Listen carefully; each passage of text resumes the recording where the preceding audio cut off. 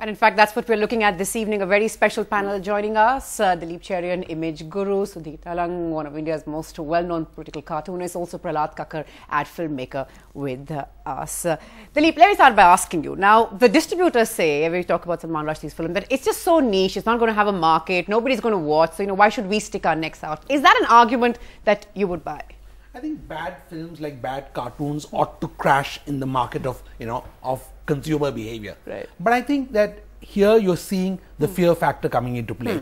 And why is there fear of violence? Because there's no governance. So it's, truly speaking, it's about governance. When you have no governance, people are not willing to take risk. Whether it's a businessman, whether it's a distributor, it's all the same. I'm sure that Deepa's film, based on Salman's book, is bound to be watchable. It may be a niche watching audience, but we've had innumerable films being brought into India which have done tremendously well because people, if it reflects a mood of the moment and the lead motive at the moment of what Midnight's Children has, would actually work wonders in a market like India. So I think it's not a business decision. I think it's a fear factor, it's an anxiety factor, and it's because there is no governance, because intolerance levels have risen. So you're saying that we are getting overly sensitive. We're not letting the viewer just decide what he or she wants to see. We're taking those decisions worried about not being able to handle a possible fallout which may or may not even happen.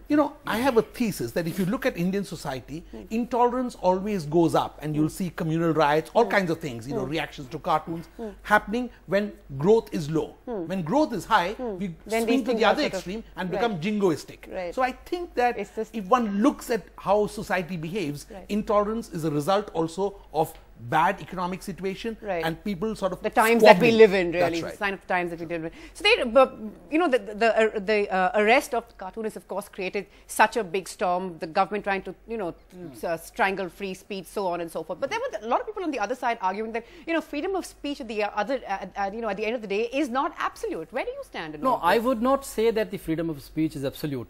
And I actually have said publicly about these cartoons which were done by Aseem Trivedi that they were crude, in bad taste, badly drawn, and lacking creativity. Because toilet graffiti cannot be literature. But for when we say something, we say things indirectly. We are never saying things directly in a crude manner. Political cartoonist needs to use his wit and humor to quote his cartoon with a little bit of humor. Otherwise, a cartoon is not a creative thing. So this is what I said about it.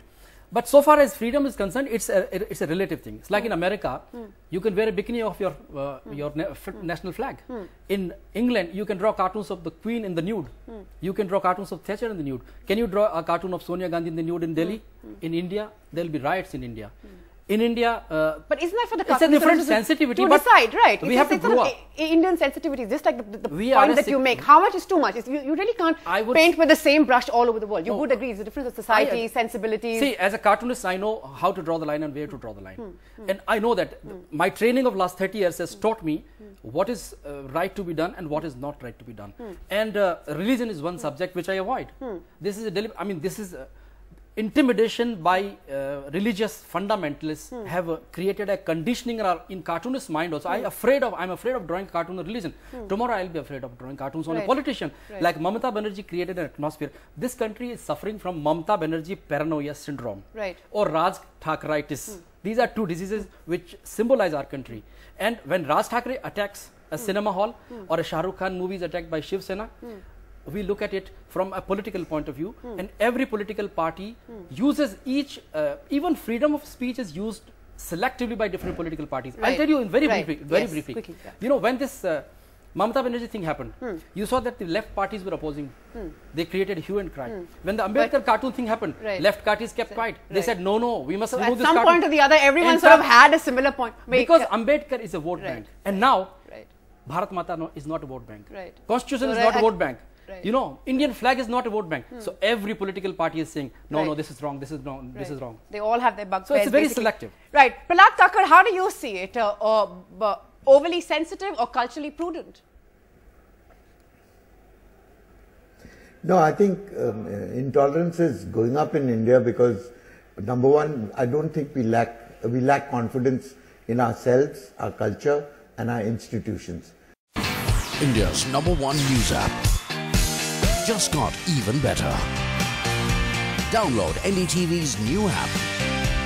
Fully optimized for retina display. Full screen view. Faster response time. And Sudoku. NDTV's new iPad app. Download now.